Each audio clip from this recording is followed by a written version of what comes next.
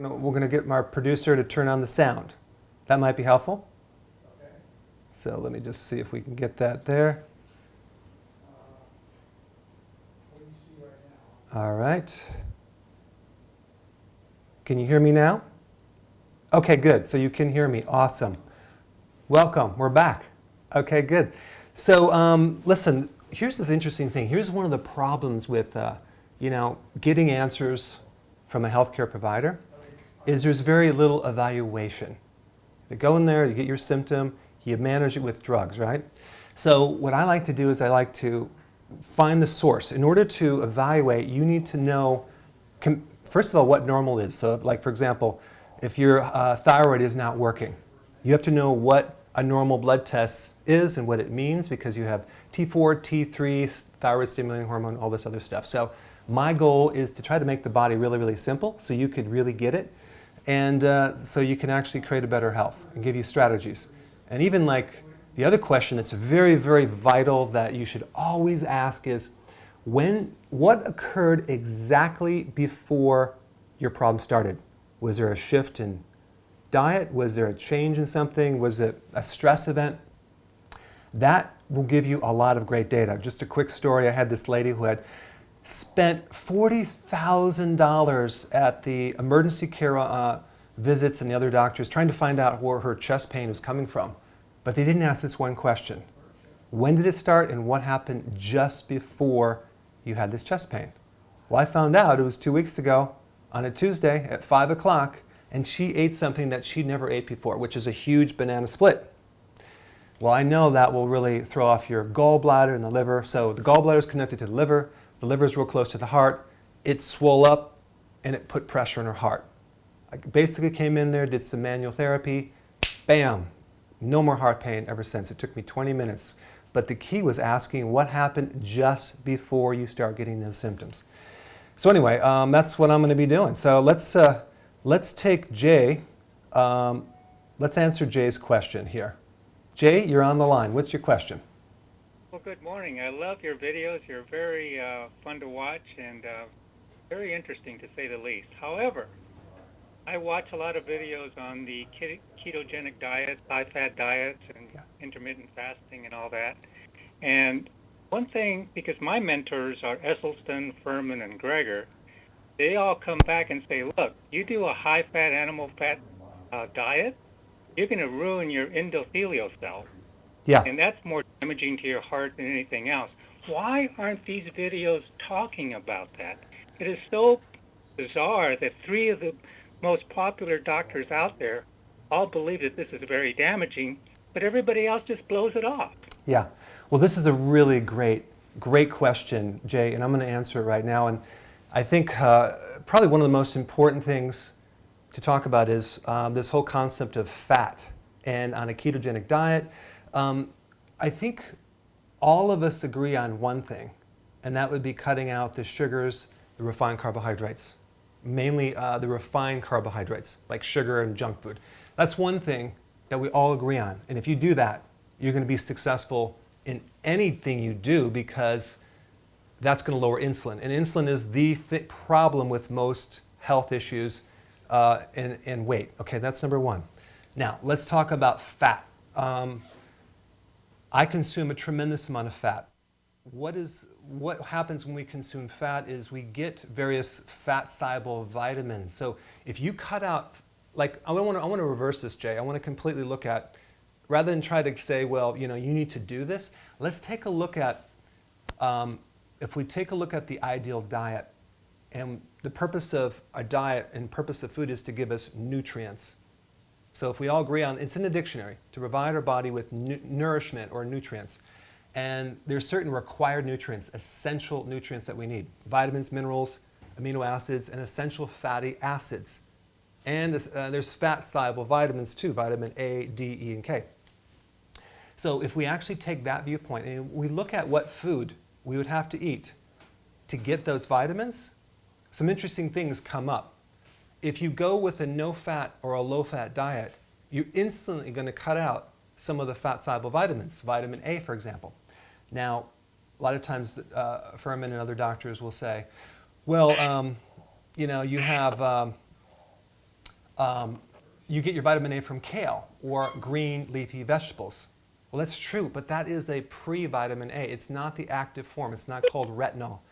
It's beta carotene. So Well, they're not saying no fat. They're saying that plant-based fats are healthier than animal fats because they yeah. are harder on your endothelial cells than plant fats. Yeah, yeah. So let me just mention one thing. You only convert if you have, like, for example, kale has 30,000 international units of vitamin A, but that's a pre-vitamin A. That is a very small. So you're never going to get your RDAs if you consume your fat-soluble vitamins from vegetables. Now, I recommend a lot of vegetables, and there's nothing wrong with that. But if you don't consume enough of the fat-soluble component parts that have the active form of vitamin A and retinol and vitamin D and vitamin E and vitamin K2, it's very difficult to get those fat-soluble vitamins. So I want to know if you just take, for example, the vegetables and you take all the fat-soluble vitamins that are active form and just look at the numbers and add them up, it doesn't come up to even close to the RDAs that you need. And that is the missing piece, is that they're not looking at the key nutrients in there. Now, this data that actually fat causes damage to your arteries and things like that, there has been some studies, but there's been a lot of other variables in there too. For example, they're adding, it's not a pure double-blinded study, so I'm not going to get into that point, but there's, for years that go back hundreds of years ago, man has eaten fat. It's only recently till we cut out fat. I put a lot of clients on fat and they do very well. I'm not talking about doing massive amounts, I'm just doing a moderate amount. I've had several patients come in that go on a low-fat diet, and several people that lose their hair, they lose their teeth. Why would that be? Because you need the fat-soluble vitamins to help absorb the minerals like iron and calcium and magnesium. You need vitamin D for that. So the point is it's more difficult. So there is some differences, but pretty much if I don't have enough fat, I will not be able to go from one meal to the next without being extremely hungry and starving as well. So part of intermittent fasting is to be able to go long without having to eat and being satisfied. So if you have a grass-fed, high-quality butter or grass-fed meat products or even some cheese if you're not allergic, you're going to be fine. So that's just what I want to point out. So thank you so much, Jay, for your question, and we're going to go on to the next question. So Lori, you're from Rhode Island. Berg. Hi. Hi, thank you so much for all your work. I'm finally starting to lose weight after, maybe 12 years of trying. Wow, that's great. I've been to many doctors, tried many plans, and basically have been told, just go get a bypass, which I just would never do. I've been on your plan 6 days, and I've lost almost 10 pounds. Wow, that's awesome. And I'm starting to sleep again, and my knee pain is easing up. It's a miracle, really. But I just had 2 quick questions. Yeah. I have obviously a problem with insulin, not diabetic or anything, but I've always had a problem with insulin. Very sensitive to even eating sugar, and I'm wondering about xylitol, erythritol, and stevia. Could the brain and the body react in the same way as if it's sugar? Could it think it's sugar? Listen, Laura, that's a great question. So let's talk about that. If you do the research and find out what happens when you consume xylitol or erythritol, which are sugar alcohols, and by the way, you need to make sure they're non-GMO. That's a really big deal because if they're GMO, they're made from corn. Okay, that's number one. The data shows that it will actually lower insulin. It will not increase insulin. Now, if you take aspartame, Splenda, and I think it's called, the other one called sucralose or something like that. Actually, I think that's Splenda. But anyway, those artificial sweeteners that you would see in a lot of different foods, those actually will increase insulin more than sugar. So when we're talking about healing insulin resistance, Yes, you want to cut down the sweets. You don't want to eat as frequent, but you really want to avoid the artificial sweeteners. But it just so happens erythritol and xylitol are so low on the glycemic index, they're not going to affect you even a fraction of what these other things are. But they do have a very small response, so you could probably overdo it in anything. And they do create, on some people, they create some bloating. But if you have a small amount in moderation, there is not going to be any problem. Just make sure they're non-GMO. Okay? All right. Thank you, Lori, for your question. And then we have another one from Phoenix, Arizona. Go ahead. You're on the air.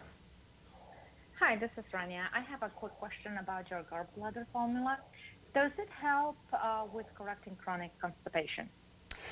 Good question. Thank you for your question. So let's answer that. So the gallbladder formula, there's is a product that I use that has purified bile salts. It has other nutrients for gallstones. But the main thing it has in there as an active ingredient, besides the enzymes and things like that, is it has something called purified bile salts. Now, what is that? That is a substance that actually helps you break down fat, but the other property of it, it lubricates the colon. It lubricates the colon. That's why if you have too much bile, you can have diarrhea. So yes, if you have constipation, the gallbladder formula would be indicated in that because it actually helps you. And I'm going to, at the next break we have in about 20 minutes, I'm going to cover some data on constipation, because that's a real big problem in the digestive system. You start with the stomach, you go to the small intestine, you have the pancreas, you have the gallbladder, and you have all the friendly bacteria. It goes down this huge tract. A big common problem is a lack of bile. If you don't have enough bile, you end up getting constipated because you don't have any lubrication. And you also end up having right shoulder pain. You get bloating, burping, belching, and then you start to have problems with fat-soluble vitamin, like you can't see at night in the dark. You have vitamin D deficiencies. Your skin, you have a lot of skin issues. Other than that, you're perfectly fine. Okay? All right. Hope that helped. Okay, so we have a next question. Let's see here. Susan, you're on the air, Susan. Okay. Hello. Oh, I'm sorry. If there's a delay, let me turn off this volume so I can hear you. You're on the air, Susan. My question is, I've become a training coach through your program, which I thoroughly enjoy. And I have people asking me a couple of questions that I can't answer. One is the wheatgrass that we take. How many servings of vegetables is that? Mm-hmm. And then also the cruciferous supplement. Okay, good. Thank you, Susan. All right, so there's a product I have. It's a wheatgrass juice powder. And this is a common question. How is that going to substitute, as far as how is it going to compare to vegetables? Well, the difference is wheatgrass juice powder, very different than wheatgrass powder. Wheatgrass juice powder is equivalent to a tray of wheatgrass about 20 inches by about 12 inches, or 18 inches, I think. It's a huge tray of wheatgrass. And when you take all the juice of that and you make it into a powder form, that is a serious amount of nutrition in 1 teaspoon. So let me just, and so what happens, people want to know, okay, so I'm going to consume this and not have it as much vegetables because I saw this study that's equivalent to 3.5 pounds of vegetables. It's really, really hard to compare that. Unfortunately, I don't think it's going to be a substitute for any vegetables, and I'm going to get to that in a second, but I think it's going to be an enhancement to your vegetables. So 1 teaspoon of wheatgrass juice powder has a lot of nutrients, but you're going to have to also add at least 7 cups of vegetables in addition to that. Wheatgrass juice powder, yes, it has some potassium in it, but it's not going to give you 4,700. It's probably going to give you maybe 4 or 5, maybe 6, maybe 700 milligrams. And also, it has a lot of minerals as well. But wheatgrass juice powder also has something in addition to the regular vitamins and minerals. It has chlorophyll, and it has some interesting things called the wheatgrass juice factor, which is it's kind of like a growth factor. And it will help you increase your own growth hormone. And growth hormone, by the way, is one of the most best things for anti-aging. It preserves your proteins it helps to helps your ability to lose weight in your stomach. And so it's one of the best things to help you with preserving your proteins, enhancing muscle mass, and just getting really super healthy.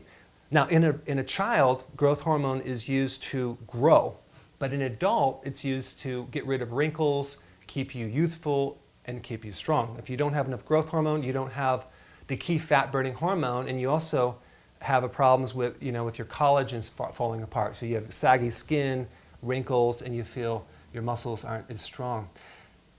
So wheatgrass does trigger that. The other thing that triggers it is vitamin B3. Also, intermittent fasting will trigger that. Deep sleep will trigger that. Hardcore, intense exercise will trigger that. So there's a lot of other things that you can do that'll enhance growth hormone. Okay. Now, as far as the cruciferous vegetables, okay, that's another product I have. 1 tablet is 1 serving size. So that will give you some enhancement, but those things are only used as an enhancement, not a substitute for your vegetables. So that's why I always tell people, because you can't get all your vegetables in a pill, no matter how concentrated it is. All right? Right. All right. Thank you so much, Susan. Okay, so now we have Erica from Washington, D.C. Erica, go ahead. You're on the line. Hello, Dr. Berg. How are you? Great. Thank you for your informational videos. I've received a lot of valuable information. My I pleasure. have a question. Mm-hmm. I suffer from chronic fatigue. I'm always tired. So I lost 40 pounds. My doctor first thought it was sleep apnea. I used a CPAP machine, was retested after I lost 40 pounds, no longer have sleep apnea. But I'm still chronically fatigued. I have gallbladder disease, and they're thinking about removing my gallbladder like in 2 weeks. And I'm wondering if it's like hindering my conversion of T4 to T3, if that's why I'm so tired, this gallbladder issue. I don't know. I have chronic fatigue. What can I do about it? Erica, let me ask you a question. Do you have any problem with sleep? No, I think I can sleep straight through the night now. Okay, good. I'm always tired, even during the day, all day, Yeah. every day. Yeah, if you have a good question, Erica, and then as I ask, I'm going to actually just put you so we can't hear you, so I can just totally talk. Here's the thing. I think you're right. I think if you have a gallbladder problem, what's going to happen is you're not going to convert the inactive T4 to the active T3. And that happens through the liver. 80% of the conversion of your thyroid, the activation of your thyroid to make it work, occurs through the liver and the gallbladder.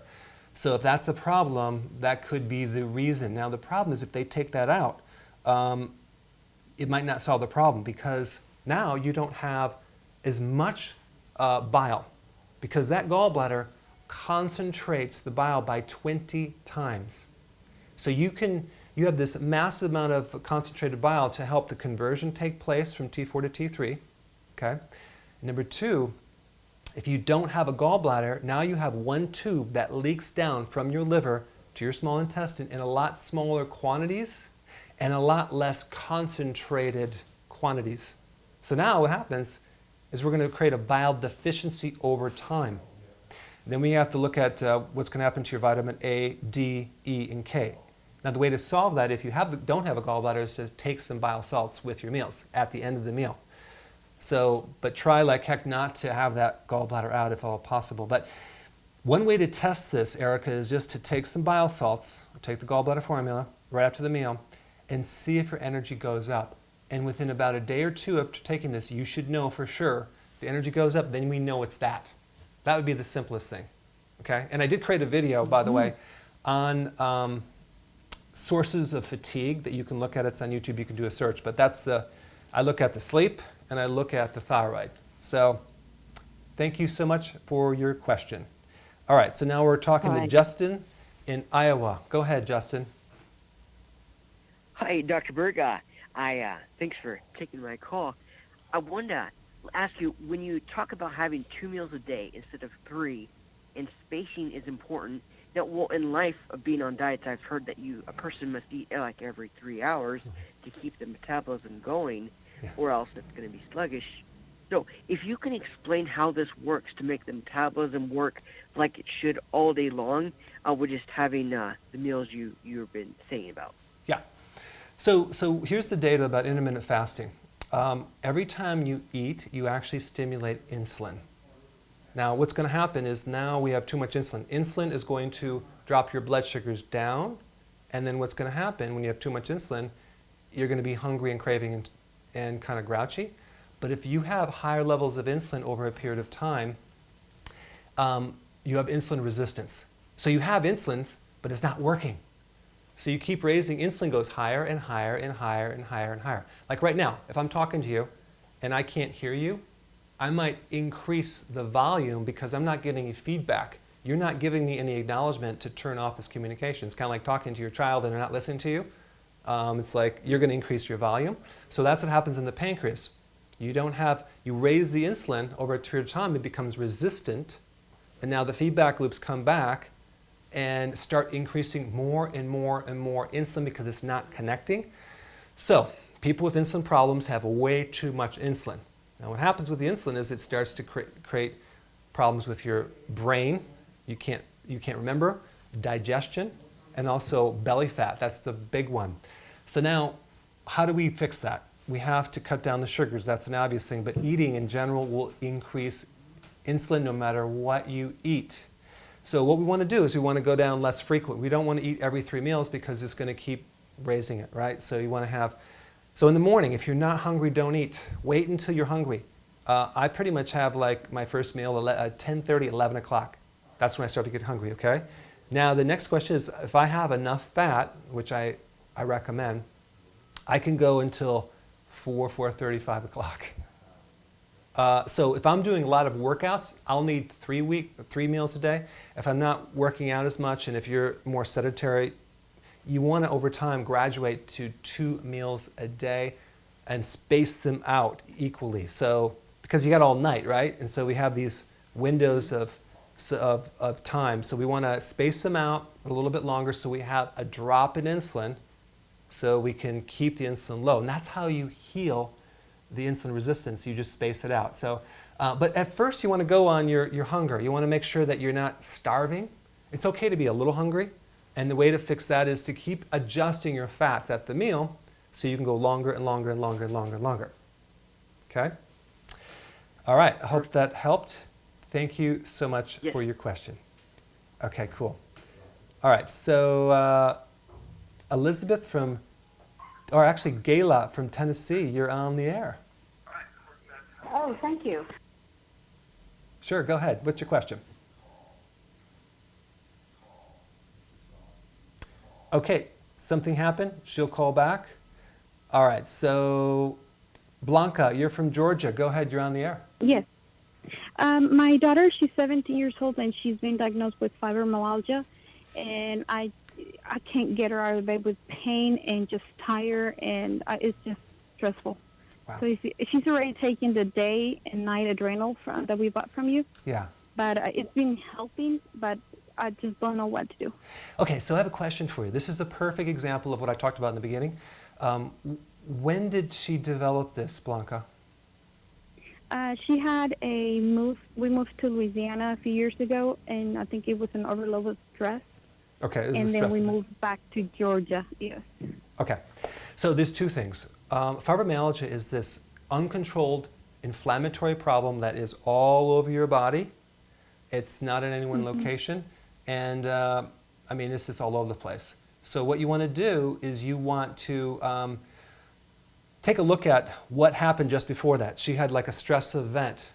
Now, the product for that, believe it or not, is the cortisol support, because the cortisol support is different than the adrenal day or the adrenal night. That's the one that takes an adrenal and brings it up and is for inflammatory conditions. Now, the other thing that I found in a lot of these fibromyalgia cases, believe it or not, they're connected to the gallbladder, which is really bizarre. But I do know that, especially if the pain, and this is what I would want to ask her, does she have more pain on the right side of her body, like in the upper neck on the right side? Yes, right side. Bingo. That might not be fibromyalgia. That is going to be more of a gallbladder. The gallbladder will refer pain all the way on the right side, all the way right down. And that's just what I found. So if you were to do a simple experiment, and at the next break, which is going to be in 4 minutes, I'm going to demonstrate how to do this on her. So pay attention, okay? And then I'm going to Okay, show you the fine. acupressure technique. And once you do this, if this is the right thing, that pain, fibromyalgia pain, will go away within, like, instantly. Then we know it's the gallbladder. Okay? I also got the massage. The massage tool. Great. You Tool, can yes. use that on the acupressure tool. I'm going to show you how to do it, but you can use the massage tool. In fact, I did bring my treatment device here, so I'll show you how to use that, okay? All right, thank you so much for your question. Okay, good. So let's see here. Let me just,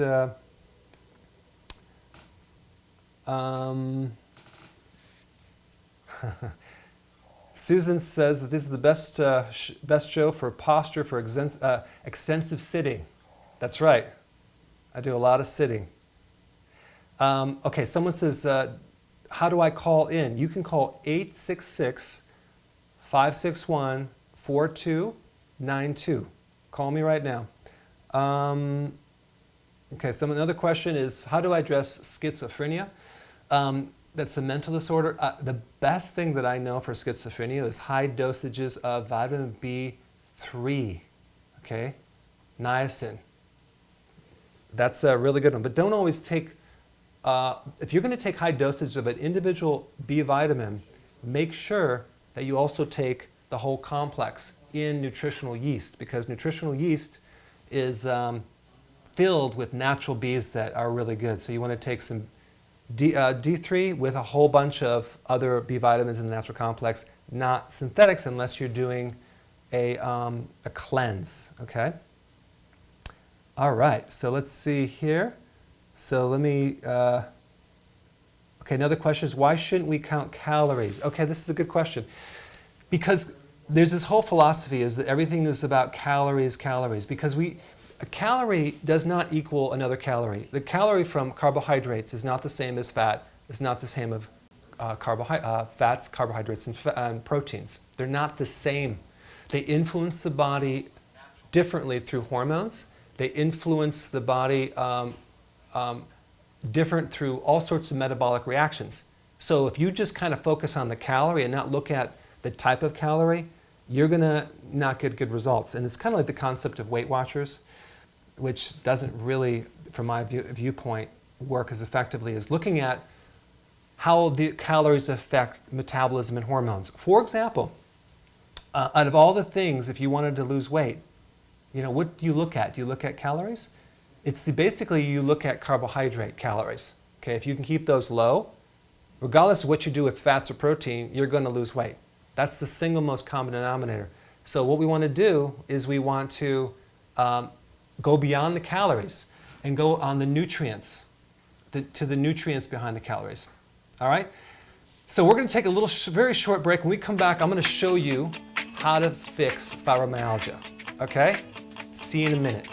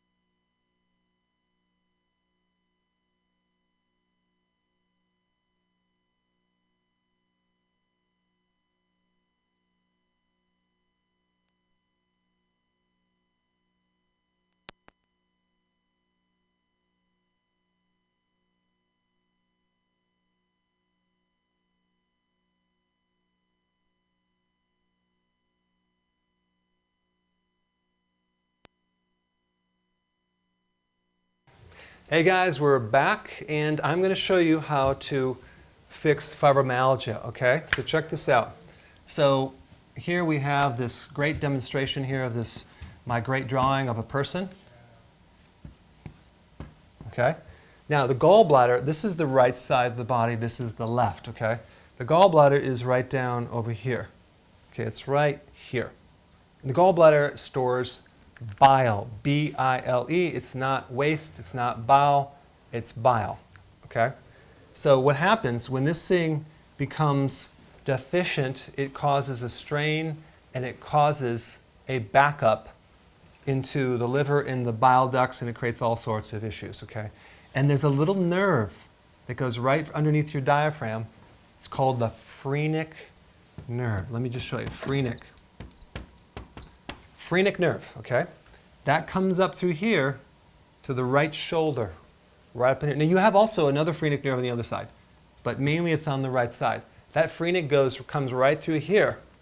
So what will happen, this will trigger that nerve to be inflamed and cause the neck to tighten up on that side. So you'll feel this little knot on the right upper trap, right there. It's on the back. And that caused the vertebrae to rotate and pinch the nerve, and there goes the pain down the right arm, even down into the hand to the wrist, the elbow. I mean, I can't tell you how many people have had right-sided arm pain all the way down, and it's just a simple gallbladder.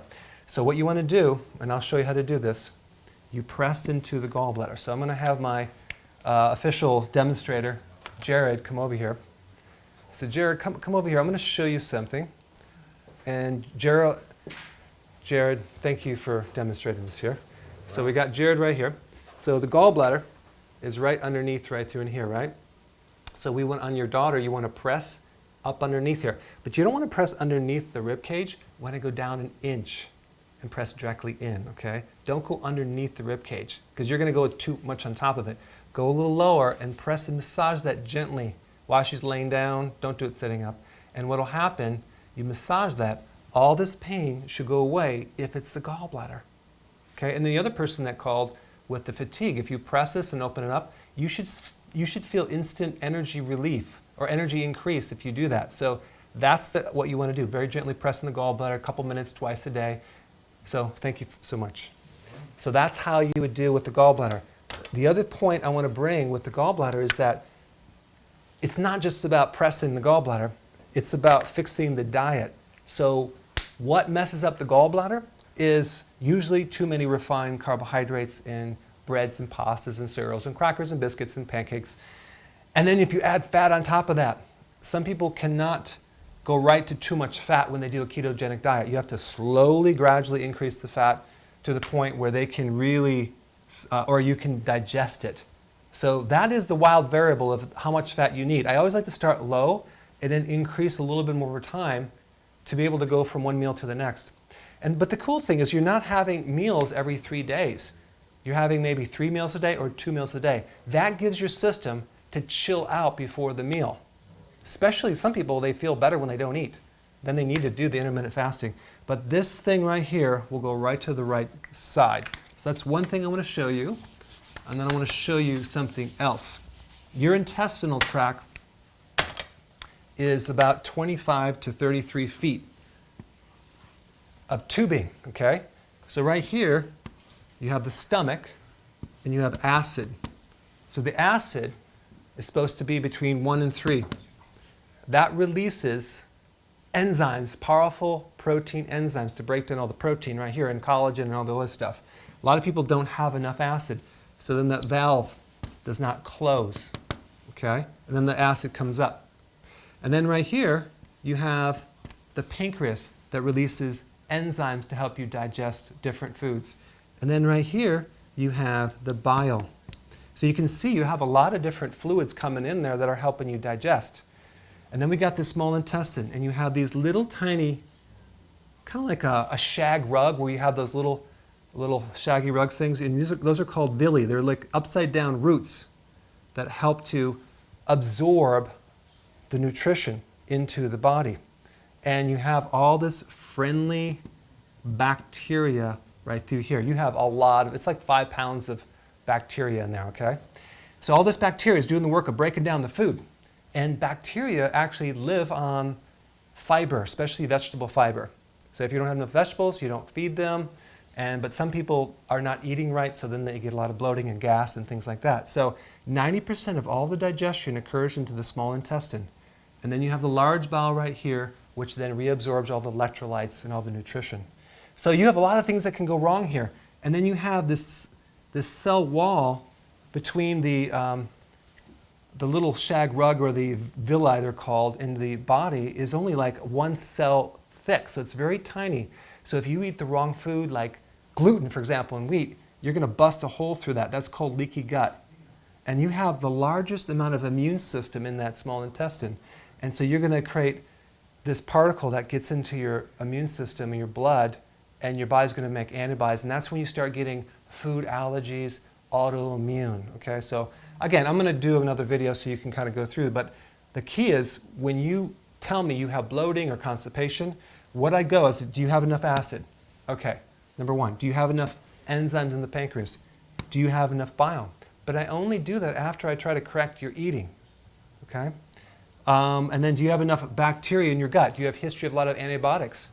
So these are all things that I look at so we could increase the cycle of digestion to the point where it's not incomplete. You don't have undigested food that then rots and you start getting gas and bloating and diarrhea. Okay? All right, so we're going to do just a really short break, and I'm going to come back to answer your questions.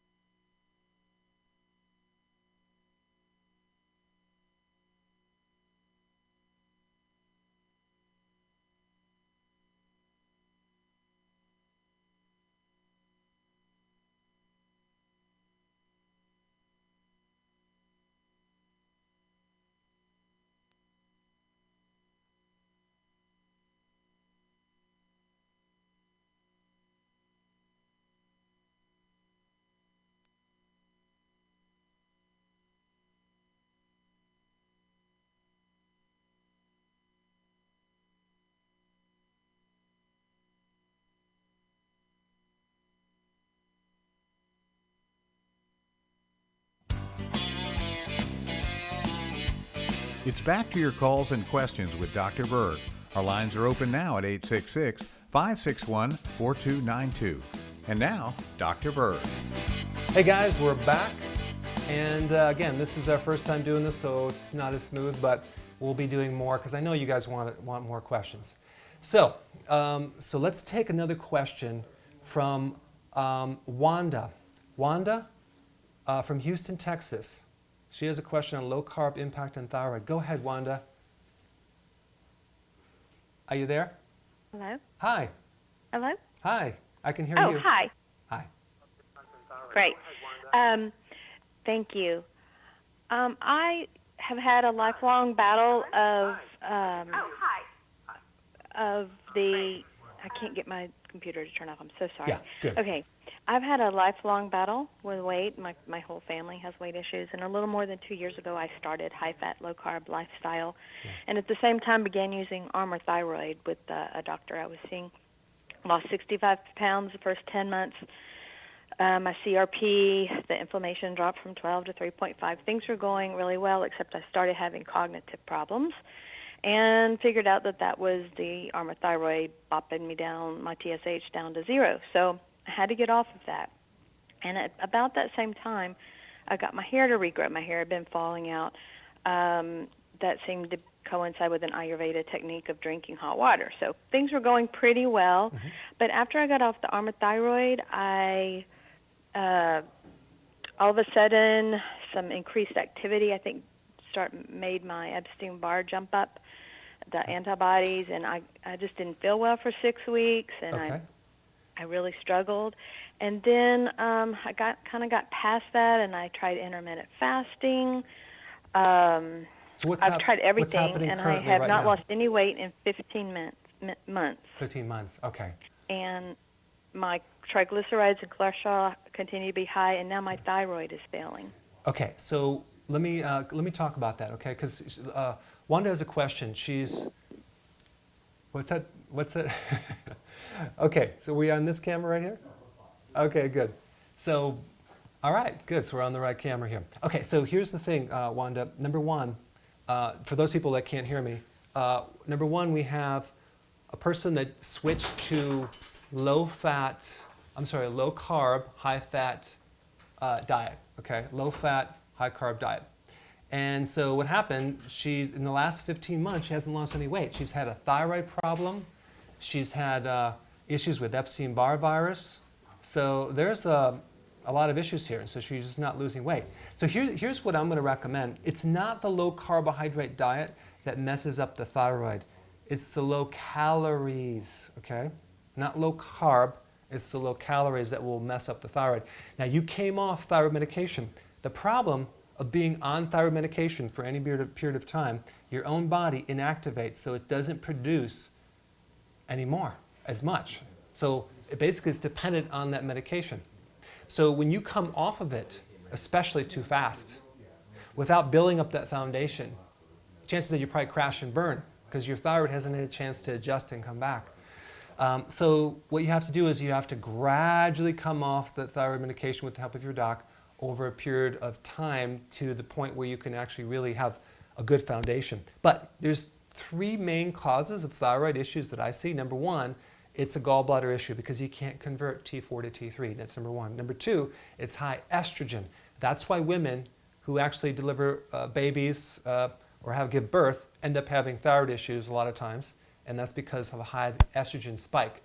If your cycle is really, really heavy and you're bloated, that could be a high estrogen level, and then that can mess with your thyroid. So you want to look at those two things right there. The other thing that is important is to have enough iodine in your diet. You've probably already done that with sea kelp. You need also selenium. Very important if you have Hashimoto's, that's autoimmune, because you can actually almost, I'm not saying fix, but you can greatly improve Hashimoto's with just one mineral, selenium. But of course you would want to take it in the full combination of trace minerals. Okay? I hope that helped, Wanda. And we're going to go on to the next question. Jean from Indiana has a question about shingles. Yes. Thank you for taking my call. I've had decades of troubles with my adrenals, my thyroid, lupus symptoms, fibromyalgia, Sjogren's, and on and on. And so I'm just going to let you know I never lose weight, and I'm doing your diet now, and I've done it before, and I don't lose weight. I have fluid retention, painful neuropathy, and that's the shingles I got in November. They're not going away, and it's been these many months and 3 different doctors. So, Jean, I have a question. You have the neuropathy. Are you talking about the neuropathy about shingles pain, or is this a different neuropathy? Well, I always have neuropathy in my hands and my legs, or my hands and my feet. Are you a diabetic? No. Oh, wow. What happened just before you got the neuropathy? Insulin resistant. They said I'm insulin resistant. Oh, you have insulin resistance. Okay. Okay. Yeah. Good. Let me just make some pointers on, Jean, about neuropathy and shingles pain, okay? Let's just talk about that. I did a whole video on this on YouTube. You can find it. But shingles pain is coming from a virus, chickenpox virus, and you can't actually kill the virus because viruses are not alive in the first place. They're a little piece of genetic material that's wrapped in a sac that comes out when you're stressed, when you have adrenal stress. So it kicks you when you're down. When you get older or tired and you're burnt out, boom, it comes in there and just destroys things. So what you want to do is the only solution to shingles is to stay super, super healthy and stress-free. But you can do something to minimize the pain, especially the residue pain after shingles. Let's say, for example, the shingles goes down on the nerve root on your back on the right side, underneath the right, that's the most common. You can actually do massage therapy, and I show this on the video, on the opposite side of the body, okay, on the opposite nerve that runs around the left side of the body in the rib. So just mimic whatever's going on the right side on the left side, and you massage it, have someone do it. It'll hurt because it's going to be tender on the opposite side, but you can get rid of residual pain and really clean that up. Now, neuropathies in the hands and the feet normally come from a diabetes or a pre-diabetic insulin resistance. And by the way, it takes 10 years to turn from insulin resistance into diabetes. So I'm not surprised you have neuropathy. The only thing that I know that fixes neuropathy is taking a certain type of B vitamin. It's a fat soluble B1 and B12. And you can look online. I'm not associated with this company, but it's called Nerve Support Formula for diabetic neuropathy, because diabetes and blood sugars pull out the B vitamins. So if you were to take those B vitamins back in, you can greatly improve the inflammation in that nerve root. So what you want to do is you want to take high amounts of B vitamins that are fat soluble, because they're normally water soluble, and they're not strong enough to go into the nerve, the myelin sheath that's around the coating. So you want to get Nerve Support Formula, start taking that, and then follow the videos on insulin resistance that I have on YouTube. And the last point is that the reason probably why you're not losing weight is because you have too many other health issues. So instead of going after the weight, fix all the other issues, because the weight is the tip of the iceberg. And chances are when the inflammation goes down and your body's healthier, you're going to lose weight as the result. But yeah, it's hard to lose weight because that's just the tip of the iceberg. Okay? I hope that Is that helps. inflammation in water retention all Yeah. part of this? Oh, that's all health insulin. That's issue? high levels of insulin. It's going to create fluid retention like crazy because, listen, water flows with the glucose. So if you're actually having more of a glucose issue, insulin issue, you're going to be retaining fluid. So you want to have a lot of potassium, a lot of potassium foods, a lot of vegetables, a lot of vegetable juice. If you bloat with that, then get a potassium supplement, whether it's a high amount of potassium and electrolyte or just potassium citrate in probably large amounts. Okay, thanks so much. And we're going to go on to the next one because there's a lot of questions. And again, I would love to spend an hour kind of going through everything, but we have a ton of questions here. All right, so let's see. We have Robin from Atlanta, Georgia. Go ahead, Robin. Yes, good morning, Dr. Berg. Good morning.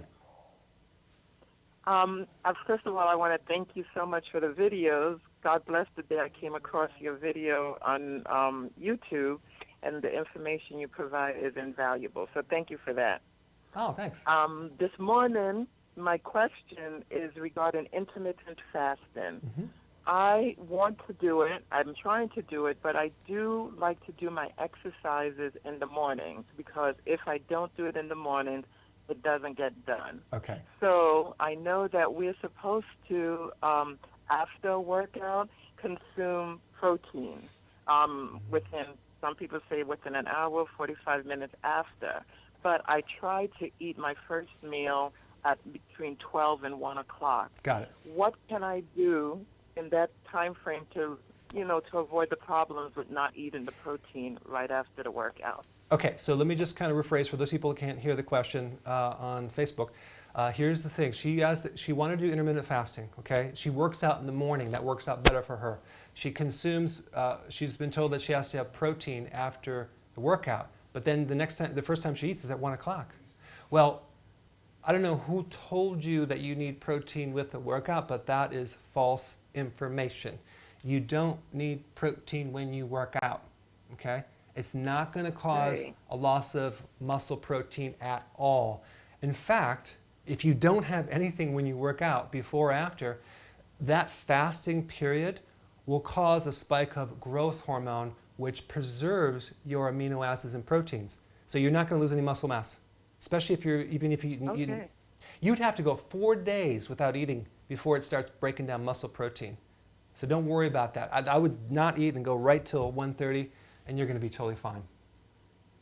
Okay, thank you so much for that information. You're welcome. All right, we have a question. Vicki from Indiana. Go ahead, Vicki. Hi, Dr. Berg. Hi. I have issues with hair loss on my head, but I'm getting a mustache and a beard. I mean, I got black hair sprouting out everywhere. Okay. So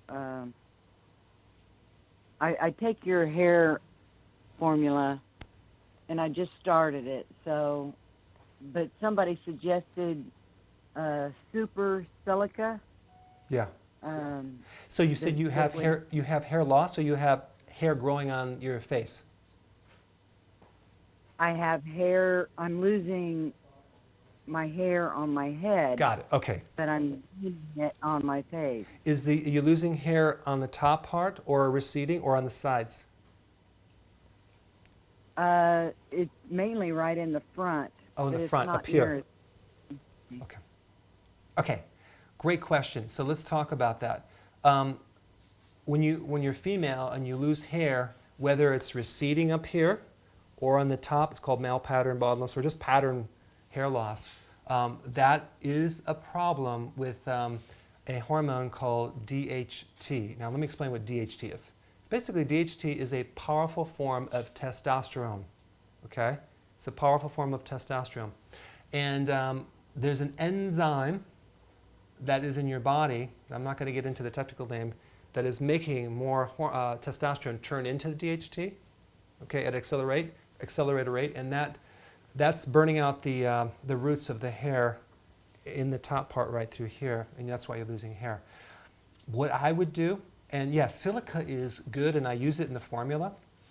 And I think if you just continue with the formula a little longer, it's going to work because what I have in the formula is, all the nutrition, biotin, trace minerals, silica, amino acid, collagen.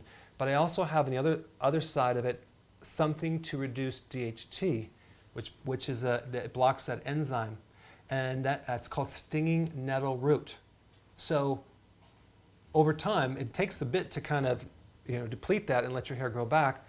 But what happens is that you have too much of that DHT, and that's why it won't go right here, but then it kind of comes out in different places in a female.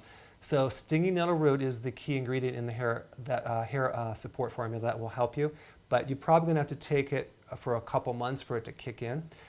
It would not hurt for you to also get some stinging nettle root, like more of it, and take more of that through the day to speed things up.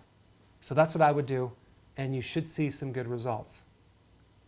And one last thing, when you're in the shower and stuff, I would massage your scalp wherever you're losing the hair to get more circulation, because that DHT also can create kind of blocked pores, lack of oxygen, and then you can't get the nutrition. So if you stimulate that tissue, it'll speed things up.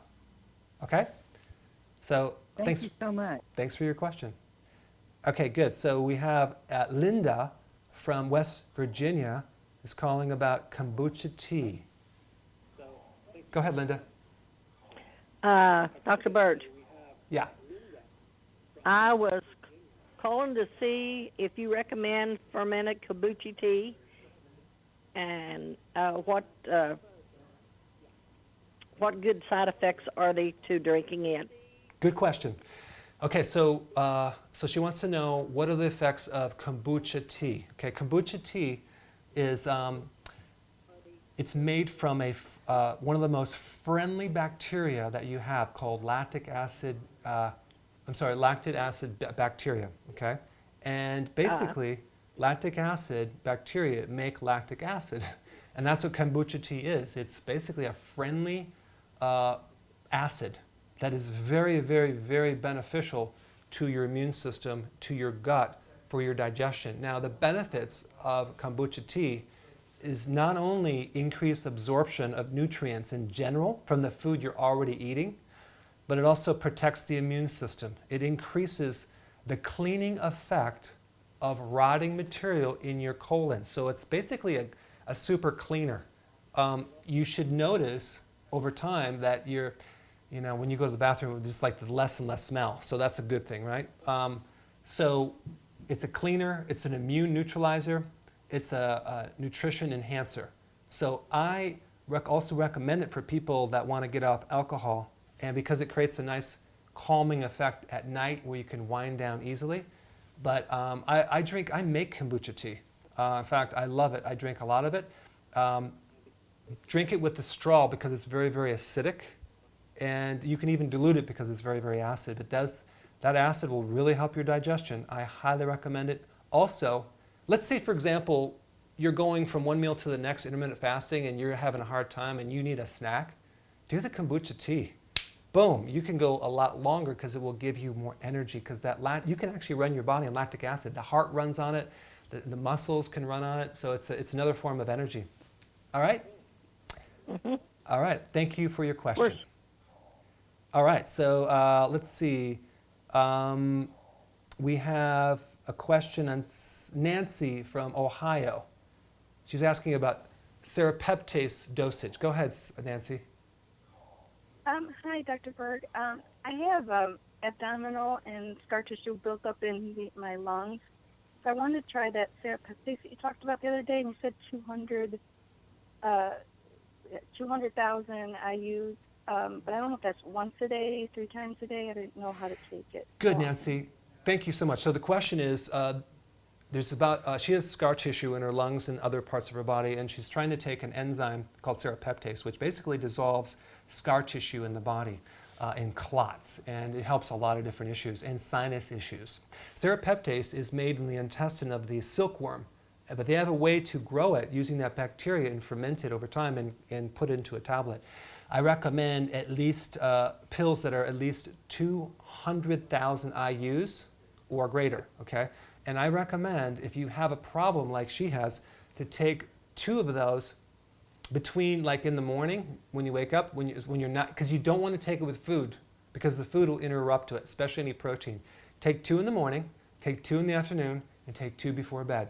So you're taking 6 of those. That's a lot of enzyme to go systemically through your bloodstream and start to dissolve any clotting or scar tissue. You're going to notice like you're going to be looser, your neck's going to be looser, your body's going to be better, and it will eventually dissolve some of that scar tissue.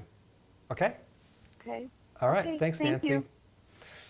All right. So listen, you guys, if you enjoyed these Q&A, let me know, and I'll do this again. I mean, more often. But thank you so much for your attention, and I will see you in the next video.